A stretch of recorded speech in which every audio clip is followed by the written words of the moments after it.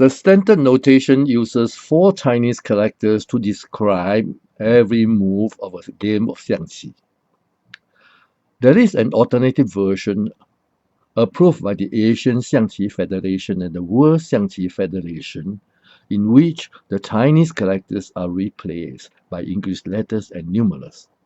And this is what you will learn in this video tutorial. In 1995, the AXF standardized the English translation of the names of the pieces. We use the letters K, A, E, R, H, C, and P to denote the pieces in move notation. For chariot, the letter R instead of C is used to avoid duplication. The Xiangqi board is commonly shown with the black side on top, red side at the bottom. The vertical lines are called the fars. Fars are counted as number 1, number 2, number 3, etc. up to number 9 from the right-hand side of each player. For example, the right edge of the board in this diagram is far number 1 for red, but it is far number 9 for black. This is one important principle you must bear in mind. Counting from right, each side from its own perspective. In this diagram, for example, black's pawn is on file number 9, his king on file number 6. What about the red pieces? Right. Cannon on second file, king on the 5th file, and pawn on the 6th file.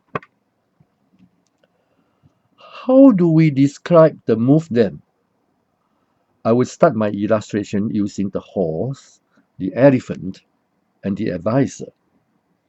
As you know, they all move obliquely forward or backward. So they will never land on the same file from where they departed. This move is written as H3 plus 4. The letter H is the piece name. The number 3 refers to the file the piece rested before the move. The arithmetic symbol denotes the direction of movement. Plus for forward, minus for backward, and equals for sideward. That is to say, moving left or right horizontally. The last number refers to the file it landed. Another forward move,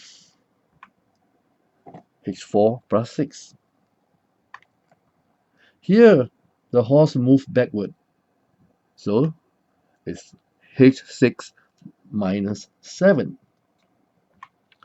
Similarly, in this diagram, black's move is E5 minus 3, and red's E7 plus 5. The advisors?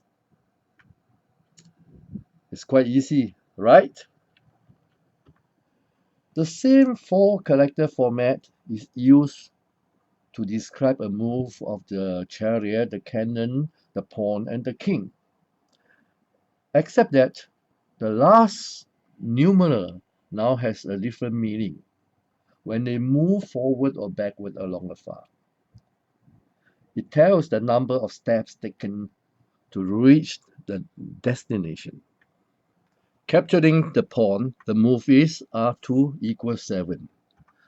Charging all the way to black's base 9 is R2 plus 4.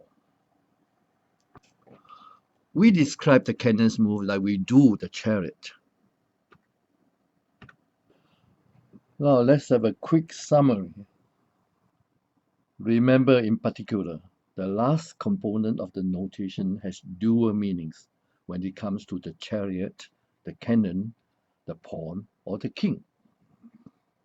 Sometimes two pieces of the same type occupy the same phase.